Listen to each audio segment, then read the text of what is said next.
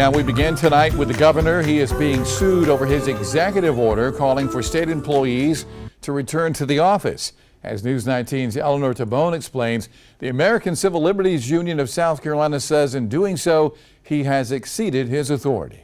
We really think he's gone beyond his powers. On March 15th, all state employees were back in state offices. The governor isn't the boss of all of South Carolina. 3 weeks later, the American Civil Liberties Union of South Carolina filed a lawsuit against Governor Henry McMaster for ordering state agencies to bring staff back to the office. According to the lawsuit, the return to in-person work will harm numerous state employees, their families and their communities. The pandemic is not over. The lawsuit says McMaster is exceeding his emergency authority by requiring non-essential state employees return to the workplace.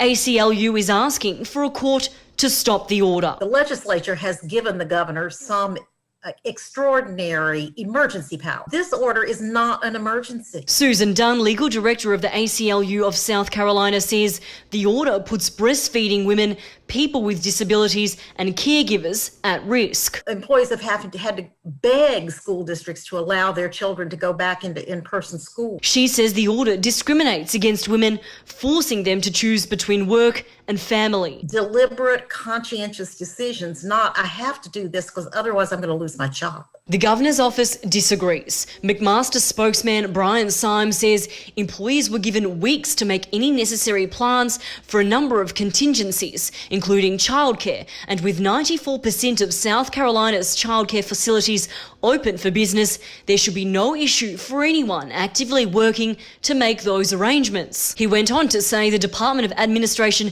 has done an incredible job working with agency heads to bring state employees back into the office in a safe way, providing flexibility to make accommodations when necessary and giving agencies time to implement safety precautions in the workplace. These people have been working very, very hard. McMaster's order also lifted masks having to be worn in state buildings and in restaurants. We'd really like the court to say that this order is beyond the authority of the governor and therefore must be rescinded.